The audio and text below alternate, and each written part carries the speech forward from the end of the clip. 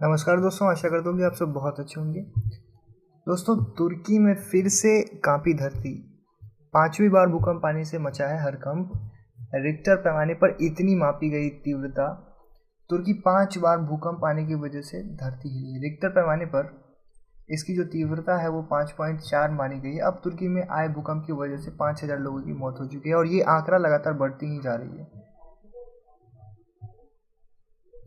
आंकड़ा है कि तुर्की में जब 5वीं बार भूकंप का झटका महसूस किया गया। भूकंप के झटके में आज दूसरी बार और सोमवार से आज तक 5वीं बार महसूस किए गए हैं। रिक्टर पैमाने पर इस भूकंप की जो तीव्रता है वो लगभग 5.4 मापी गई है। बता दें कि सोमवार को 7.8 की तीव्रता का शक्तिशाली भूकंप आया था वहाँ पे।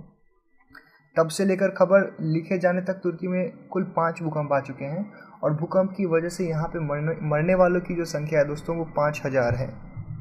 देखिए दोस्तों, इसका पूरा मामला क्या है वो देखते हैं। सोमवार को तुर्की और सीरिया में आया भूकंप आया था, उसके कारण इतना सारा जो तबाही है वो मचा था। रिक्टर पैमाने पर ये जो भूकंप है उसका तीव्रता 7.8 था और अभी रिपोर्ट आने से पहले 5,000 से ज़्यादा लोगों की मौत की बात इसमें सामने आई है। इसके अलावा हजारों लोग का कोई अता पता नहीं, सब लोग मतलब लापता हैं और हजारों की संख्या में लोग घायल भी हैं। यहाँ हर तरफ मामला ही ऐसा नज़र आ रहा है कि मतलब जैसे सब तरफ जैसे ऑयल है, मलबा, मतलब डर्ट्स सब जगह हैं। और फिलहाल रेस्क्यू ऑपरेशन तो चलाया ही जा रहा है। तुर्की में सोमवार से लेकर अभी तक 5 बार आ चुका है ये भूकंप। 24 घंटे के अंदर लगभग जो भूकंप की जो तीव्रता है वो रेशियो आप देख सकते हैं कि सबसे पहले 7.8 का आया भूकंप, फिर 7.6 का आया, फिर 6.0, फिर 5.6 आया, फिर 5.4 बताया गया। इस बीच में जो WHO विश्व स्वास्थ्य संगठन का जो दावा है सामने आया कि WHO ने कहा है कि भूकंप की वजह से मरने वालों की जो संख्या है वो 8 गुना ज़्यादा तक बढ़ सकती है। दोस्तों, इस तरह का हाल तुर्की में हो रखा है वहाँ पे। दोस्तों, अर्थक्वेक से तुर्की में तो आया है, उससे पहले हम जानते हैं कि अब ये भूकंप आता कैसे है। क्या भूकंप, आपने कभी ना कभी भूकंप के झटके महसूस किए होंगे, लेकिन कभी यह जानने का ख्याल किया कि भूकंप आता कैसे है? इस सवाल का जवाब बहुत से लोगों को पता नहीं होगा और आज हम इसी सवाल का जवाब विस्तार से जानेंगे। इस एग्जाम के लिए भी आपके लिए इम्पोर्टेंट हो सकती है भूकंप का जो। देखिए दोस्तों, भूकंप एक प्राकृतिक आपदा है, नेचुरल डिजास्टर है जो किसी भी समय किसी भी जगह आ सकता है। भूकंप की भविष्यवाणी भी करना लगभग असंभव है क्योंकि आज भी हम भूकंप की भविष्यवाणी नहीं कर सकते। लेकिन हाँ, एक काम जरूर कर सकते हैं कि भूकंप किस जगह आया और इसका माप कितना था यह पता लगाया जा सकता है। अगर कोई टेक्नोलॉजी होती जिससे भूकंप की भविष्यवाणी हो पाती तो लगभग हर साल लाखों लोगों की मृत्यु कभी होती ही नहीं। देखते हैं दोस्तों कि इसमें हम भूकंप की जानकारी देंगे, उसके अलावा आपको ये भी बताएंगे कि भूकंप से कैसे बच भी सकते हैं, क्योंकि भूकंप किसी भी समय आ सकता है और इसलिए हमें अपनी जान बचानी हो तो हमारा यह जानना भी जरूरी है कि there are some requirements necessary जिससे कि आप बच सकते हैं इनकेस अगर आपके आसपास कभी ऐसा हो ना, बट इनकेस अगर कभी होता भी है तो सीवियर केस में कैसे बचा जाए। देखिए दोस्तों, भूकंप जिसे हम भूचाल नाम से भी जानते हैं या पृथ्वी की सतह के हिलने को कहते हैं। पृथ्वी के स्थल मंडल यानी लिथोस्फेयर में जो ऊर्जा के अचानक मुक्त हो जाने के कारण उत्पन्न होने वाली जो भूकंपीय तरंगों की वजह से होता है। अब लिथोस्फेयर कहाँ पे पड़ता है ये देखते हैं। दोस्तों, लिथोस्फेयर जो होता है वो सॉलिड होता है, आउटर पार्ट ऑफ अर्थ का, जिसमें अपर पोर्शन का जो मेंटल और क्रस्ट है धरती का जो लेयर है आप जैसे जानते हैं वो मतलब उसका जो आता है वो इसका लिथोस्फेयर में आता है, जिसमें it is bounded by the atmosphere above the asthenosphere. एक अपर पार्ट का जो मेंटल का पार्ट है वो आप इमेज में देख पा रहे होंगे कि सबसे पहले इनर कोर है, फिर आउटर कोर है। 1300 किलोमीटर तक, देखिए सबसे पहले 8 से 40 किलोमीटर तक का जो लेयर है अर्थ का सबसे ऊपर वाला लेयर वो क्रस्ट होता है। उसके बाद 2900 किलोमीटर तक मेंटल होता है और उसके बाद 2250 किलोमीटर तक आउटर कोर होता है और उसके बाद 1300 किलोमीटर तक इनर कोर होता है, जो आप इमेज में देख पा रहे होंगे यहाँ पे ये डिफरेंसेस। देखिए दोस्तों, यह भूकंप का झटका कभी कभी इतना विनाशकारी होता है कि बहुत सारे लोगों की जान चली जाती है। अगर भूकंप किसी जगह से आया है तो इसका मतलब ये नहीं होता कि सिर्फ उसी जगह पर नुकसान देखने को मिलेगा। भूकंप जिस भी क्षेत्र में आता है इसका नुकसान आसपास के सभी इलाकों में तथा शहरों में भी देखने को मिलता है। भूकंप के झटके कभी आसानी से महसूस हो जाते हैं, कभी आपको महसूस ही नहीं होते। कभी आप सोए रहते हैं, पता चल जाता है कि भूकंप आया और पता भी नहीं चला हमें। यह बात इस पर निर्भर करता है कि भूकंप की तीव्रता कितनी है, इंटेंसिटी कितनी है। अब भूकंप की जो तीव्रता है उसको पता लगाने के लिए रिक्टर स्केल का इस्तेमाल किया जाता है, और जिस पे इसको मेजर किया जाता है उसका नाम सिस्मोग्राफ है। रिक्टर स्केल से किया जाता है, पता लगाया जाता है, और जिस पे ये जो आउटपुट आता है वो सिस्मोग्राफ होता है, उस पे उसको कहते हैं। तो ये आपके क्वेश्चन के लिए ज़रूरी है। भूकंप जैसी आपदा का कोई सामना नहीं करना चाहता, लेकिन यह एक प्राकृतिक आपदा है, नेचुरल डिजास्टर है, इसे हम होने से रोक भी नहीं सकते। भविष्यवाणी तो आप जानते हैं कि पता नहीं चल पाता है। दोस्तों, बहुत से वैज्ञानिकों ने काफ़ी प्रयास किया है कि भूकंप की जो भविष्यवाणी है वो पहले की जा सके, लेकिन हमेशा असफल रहे हैं। वास्तव में भूकंप कब और किस जगह होने वाला है इसका पता लगाना लगभग क्या असंभव ही है। सिर्फ भूकंप ही नहीं, बहुत सारी ऐसी प्राकृतिक आपदा हैं जिसका कोई पता नहीं लगाया जा सकता। तो दोस्तों, देखते हैं भूकंप आता कैसे है। दुनिया भर में हर साल भूकंप के हजारों झटके महसूस किए जाते हैं। कुछ लोग इस झटके को महसूस कर पाते हैं तो कुछ लोग को पता तक नहीं चलता है। कई देश इतने हैं जहाँ पे बड़े बड़े भूकंप होने के कारण हजारों लोगों की जान जा चुकी है। दुनिया भर के कई इलाकों में जब ये तेज भूकंप आता है तो बड़े पैमाने पे नुकसान होता है। तो इसमें देखते हैं कि धरती का जो मुख्य लेयर होता है वो 4 परतों से बना होता है, जिसका नाम है inner core, outer core, mental और क्रस्ट। आप इमेज में देख पा रहे होंगे वहाँ पे क्रस्ट और ऊपरी मेंटल को लिथोस्फीयर कहा जाता है, जो कि हमने देखा ही है। लिथोस्फीयर लगभग 50 किलोमीटर जितनी मोटी परत होती है, और ये परत वर्गों में बटी हुई है, यानी कि इनको टेक्निकल प्लेट्स कहते हैं, मतलब जो बटी हुई। पूरी धरती 12 टेक्टोनिक प्लेट्स में स्थित है। इसके नीचे जो तरल पदार्थ है वो लावा है, जो कि आप सबसे देख पा रहे होंगे इमेज में। ये प्लेटें इसी लावे पर तैर रही होती हैं, और इनके टकराने से एनर्जी रिलीज होता है, ऊर्जा निकलती है, जिसको हम लोग भूकंप कहते हैं। और वास्तव में ये प्लेटें बहुत धीमी गति के साथ घूमती हैं, बहुत फास्ट नहीं। ये इस प्रकार ये हर साल लगभग 4 से 5 मिलीमीटर अपने स्थान से खिसक जाती है। कोई प्लेट दूसरी प्लेट के निकट आ जाए और दूर हो जाए, ये इसी को खिसकना कहते हैं। ऐसे में कभी कभी ये टकरा भी जाती है आपस में प्लेट्स, जिससे कि जो मेन भूकंप है उसकी उत्पत्ति होती है। भूकंप के कारण दूसरे भी हो सकते हैं, उदाहरण के लिए ज्वालामुखी विस्फोट, माइन टेस्टिंग, न्यूक्लियर टेस्टिंग, ये भी हो सकते हैं। लेकिन मोस्टली जो नेचुरल डिजास्टर से आ रही है वो ये टेक्टोनिक प्लेट्स के मूवमेंट के कारण। और जब भी भूकंप आता है तो न्यूज चैनल, अखबार में आपको भूकंप का केंद्र भी बताया जाता है। भूकंप का केंद्र उस सतह को कहा जाता है जिसके ठीक नीचे, जो एग्जैक्ट सेम पोजीशन पे जो प्लेट में हलचल और भूभर्गीय जो एनर्जी निकल रही होती है वहाँ से, उसको कहते हैं। इस स्थान पर भूकंप का कंपन सबसे ज़्यादा महसूस किया जाता है। कंपन अगर ज़्यादा दूरी तक तय करता है, मतलब बहुत ज़्यादा दूर तक डिफरेंस कंपन तय किया जा रहा है, तो दूरी के साथ इसका प्रभाव कम होता रहता है। जस्ट लाइक कि आप वाइब्रेशंस या साउंड जितना दूर तक रहेंगे उतना कम आपको महसूस होगा, लेकिन जितना नज़दीक जाएंगे वो ज़्यादा महसूस होगा। लेकिन अगर भूकंप की तीव्रता रिक्टर स्केल, जो कि मशीन है जिससे मेजर किया जाता है, 7 या इससे अधिक हो, तो इसका प्रभाव आसपास के लगभग 40 किलोमीटर के दायरे में महसूस किया जाता है। याद रखिए 7 या इससे ज़्यादा हो। लेकिन इस बात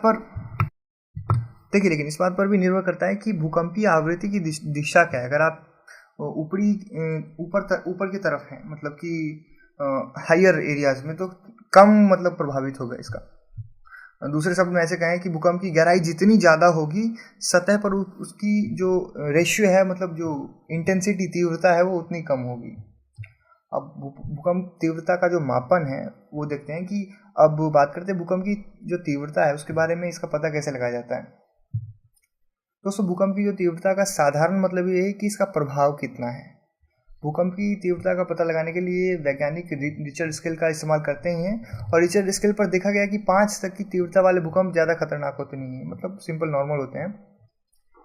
लेकिन इस बात पर निर्भर करता है कि जो कंस्ट्रक्शन है, संरचना किस प्रकार की है। उदाहरण के लिए, यदि भूकंप का जो केंद्र नदी के तट पर हो और वहाँ भूकंप रोधी तकनीकी के बिना ऊंची इमारतें बनी हो, मतलब कि जो बिल्डिंग्स होते हैं ना, वो कंस्ट्रक्शन के टाइम में ऐसे बनाया जाता है कि आपका जो बिल्डिंग है वो अर्थक्वेक प्रूफ है, उस केस में 5 की जो तीव्रता है वाला भूकंप खतरनाक भी हो सकता है, क्योंकि आपका जो बिल्डिंग है वो उतना मतलब सिक्योर है नहीं। अर्थक्वेक इसलिए कहा जाता है कि जब भी आप बिल्डिंग बनाए तो उसमें अर्थक्वेक सिक्योरिटी रखा जाए, ताकि इन केस ऐसा सिचुएशन आए कभी तो आप सेफ रहें, 100% सेफ रहें। 100% सेफ रहने का मतलब क्या कि आप एटलीस्ट सिक्योर हो सकते हैं कि जो एक झटके में ख़त्म हो जाए वो थोड़ा सा, मतलब समझ रहे हैं कि आप रेशियो कम हो उसका, आपके डिस्ट्रक्शन का, आपके जो भी बिल्डिंग्स हैं, जो भी कंस्ट्रक्शन है, कुछ भी है। अब लगभग 8.5 तीव्रता का भूकंप 7.5 तीव्रता वाले भूकंप से लगभग 30 गुना ज़्यादा अधिकतर शक्तिशाली होता है। अब कहने के लिए आपको लग रहा हो कि 7.5 और 1.5 में तो बस 1 का ही अंतर है, लेकिन ऐसा नहीं है दोस्तों, इसमें 30 गुना ज़्यादा शक्तिशाली होता है। मतलब कि अगर कोई जगह पे 7.5 की आई है और 8.5 उस किसी दूसरे जगह पे आई है, तो ये जो इंटेंसिटी है वो लगभग 30 गुना ज़्यादा है। रिक्टर स्केल पर 5 से 5.9 के बीच में जो भूकंप दर्ज होता है, ये लगभग हर साल इस तरह के झटके 800 के लगभग में महसूस किए जाते हैं। जबकि 6 या 6.9 तीव्रता का जो भूकंप होता है वो बड़े पैमाने पे आते हैं, तो लगभग इस साल में ये 120 बार के लमसम आते हैं। और 7 से 7.9 तीव्रता का जो भूकंप होता है वो साल में लगभग 18 के लमसम आते हैं। और 8 से 8.9 की जो तीव्रता वाले जो भूकंप होते हैं वो बहुत डेंजरस होते हैं, वो एक बार आता है साल में कभी। इनसे भी ज़्यादा खतरनाक तीव्रता वाले भूकंप आ सकते हैं, लेकिन उनकी संभावना कम होती है। वो मतलब 20 साल में एक बार आते हैं लगभग रेशो। वैसे तो भूकंप का कारण हम लोग देख रखे हैं कि, लेकिन एक बार फिर से भूकंप के सभी कारणों को समझ लेना चाहिए, क्योंकि भूकंप होने का सिर्फ एक ही कारण नहीं होता है, इसके पीछे दूसरी वजह भी हो सकती है। अब पृथ्वी का जो स्थल मंडल है यानी लिथोस्फीयर है, उसमें ऊर्जा के अचानक मुक्त हो जाने के कारण उत्पन्न होने वाली भूकंपीय तरंगों को, जो टेक्टोनिक प्लेट्स वाली कहानी हमने बताई है वो, अब ज्वालामुखी तथा भूकंप एक दूसरे से जुड़े हुए हैं। यानी कि प्रत्येक ज्वालामुखी क्रिया के साथ, मतलब प्रोसेस जो होता है ज्वालामुखी का इरप्शन जो होता है, उसके साथ समान रूप से भूकंप की उत्पत्ति होती है। जहाँ भी वोल्केनिक है वहाँ पे इरप्शन हो रहा है, वहाँ पे भूकंप महसूस किया जाता है। तथा भूकंप की जो तीव्रता है ज्वालामुखी की तीव्रता पर निर्भर करती है, यानी इंटेंसिटी ज्वालामुखी का कितना ज़्यादा है उस पर भी वो निर्भर करता है। कई बार भूकंप का जो कारण होता है मानव कार्य का भी होता है, मतलब ह्यूमन आर्टिफिशियल डिस्ट्रक्शन भी होता है। जैसे माइन टेस्टिंग कभी कभी हो रहा है, कभी न्यूक्लियर टेस्टिंग होता है, तो भी जो मतलब ये जो अर्थक्वेक है उसके आने के चांसेस रहते हैं। लेकिन इनकी तीव्रता काफ़ी हद तक कम होती है, ये नेचुरल की तरह हाई नहीं होते हैं, इससे बहुत खास नुकसान नहीं होता है। दोस्तों, भूकंप का प्रभाव, भूकंप क्या है ये देख लिया, भूकंप कैसे आता है इसके बारे में भी हम लोग काफ़ी जान चुके, लेकिन हमारा यह जानना भी काफ़ी ज़रूरी है कि भूकंप के बारे में जो प्रभाव है वो देखने को मिलते हैं। वैसे भूकंप सभी लगभग दुष्प्रभाव ही होते हैं, लेकिन फिर भी आपको इनके बारे में पता होना चाहिए। भूकंप के कारण बड़ी बड़ी इमारतों को काफ़ी खतरा होता है। भूकंप से होने वाले जो नुकसान होते हैं वो इमारत, मतलब जो कंस्ट्रक्शंस चल रहे हैं या फिर बन चुके, वो बहुत हद तक नुकसान में चल जाते हैं। आजकल तो बड़े शहर में काफ़ी बड़ी बड़ी इमारतें देखने को मिलती हैं, इसलिए इन जगहों पर खतरा भी अधिक होता है। और अगर गिरते हैं तो आसपास मौजूद सभी वस्तु, घर, लोगों की मृत्यु का जो रेशियो वो ज़्यादा होता है। भूकंप के कारण जो भूमि का फटना होता है वो भी, उसका भी डर होता है। ऐसा हुआ तो बांध, पुल, ब्रिजेस और मतलब परमाणु स्टेशन वगैरह अगर कहीं पे है तो वो भी बहुत खतरा हो जाता है। किसी भूकंप के लाइन या फिर इलेक्ट्रिसिटी के टूट जाने से आग भी लग जाती है। भूकंप के कारण मिट्टी द्रवीकरण, यानी कि द्रवीकरण उसको कहते हैं जब झटका के कारण गीली मिट्टी अपनी क्षमता को खो दे और ऐसे ठोस से तरल से मतलब पदार्थ में परिवर्तित हो जाता है, जिससे ये इतना भयानक हो सकता है कि इमारत और पुल को द्रवीभूत या झुका सकता है। आपने वो 2012 की मूवी देखी होगी, 2012 में एक मूवी आई थी, उसमें बताया गया था कि उसमें दिखाया गया था ना सीन, कितने सारे डिस्ट्रक्टिव मतलब कारण हैं सब। कभी आइस आ जाता है, कभी वो जो एक जो लावा की तरह आता है, वो वही द्रवीकरण मिट्टी का होता है। भूकंप से आवश्यक वस्तुओं की कमी यानी कि जीवन का हानि, उच्च बीमा प्रीमियम, सामान्य संपत्ति की क्षति या सड़क और पुल का नुकसान तो जनरल हो जाता है, इमारत का ध्वस्त होना। बाकी अब देखते हैं दोस्तों कि भूकंप से बचने का क्या उपाय है। अब इतने सारे तो डिस्ट्रक्टिव पॉइंट्स हैं, ये तो हम लोग देखते हैं आए दिन जब भूकंप कहीं पे आती है। अभी हाल में ही तुर्की में आई है, उस पर हमने देखा ही है। देखिए, अभी तक हम भूकंप के बारे में अच्छे से समझ चुके हैं, लेकिन जब तक इससे बचने के उपाय मालूम ना हो तब तक इस जानकारी को हासिल करने का कोई फ़ायदा है नहीं। तो वैसे तो भूकंप की स्थिति में आपको अपने मन को शांत रखते हुए बचाव करना होता है, लेकिन बचाव कैसे करें हमें खुद भी पता नहीं होता है। इसीलिए चलिए जानते हैं कि भूकंप से बचें कैसे। तो दोस्तों, सबसे पहले जब भी भूकंप के झटके महसूस हों, बिना समय बर्बाद किए बिल्डिंग, घर या फिर अपने कमरे को खाली कर दें, बाहर आ जाएं, खाली खुली जगह पे आ जाएं। ऐसी स्थिति में कभी भी लिफ्ट का बिल्कुल, दोस्तों ये सोच समझ के रखिए कि लिफ्ट का बिल्कुल इस्तेमाल नहीं करना है। नीचे उतरने के लिए जो सीढ़ी है, स्टेयर है, उसका प्रयोग करें। अगर घर से बाहर निकलना संभव नहीं हो तो कोशिश करें कि डेस्क या टेबल, उसके पलंग के नीचे छुप जाएं। किसी भी हालत में, किसी भी, not even a single situation, आपको जो बिग बिल्डिंग्स होती हैं उनके आसपास खड़ा नहीं होना है, उससे दूर रहना है। और अपने घर में संभव जितनी बिजली से चलने वाली वस्तु है, मतलब जैसे mobile phone, electric, television, freezes, जितने भी चीज़ हैं, इसी जितने भी चीज़ें, वो सभी को बंद कर दें। संभव हो तो अपने घर का जो बिजली कनेक्शन है उसको ही काट दें, मतलब रोक दें। और बाहर निकलने के जो रास्ते हैं जितने भी हैं, जैसे खिड़की है और मतलब डोर्स हैं, उन सभी को ओपन रखें। अब इन सभी बातों को अगर सही से ध्यान रखें तो खतरा काफ़ी हद तक कम किया जा सकता है, लेकिन हम भूकंप के खतरे को पूरी तरह से ख़त्म नहीं कर सकते दोस्तों।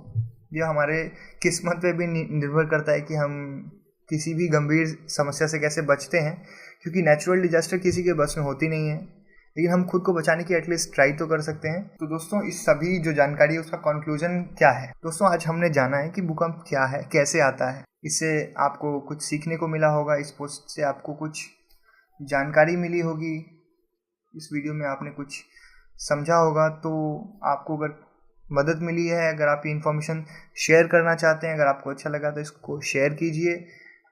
Like, share, subscribe if you do, that will be very much helpful for us, और हमारे चैनल को भी काफ़ी मदद मिलेगी इससे। तो ये रिक्वेस्ट करता हूँ कि आप सक्सेस प्लस चैनल को, सक्सेस प्लस एकेडमी को सब्सक्राइब करें, और मिलते हैं फिर नए करंट अफेयर के वीडियो में। तब तक के लिए जय हिंद।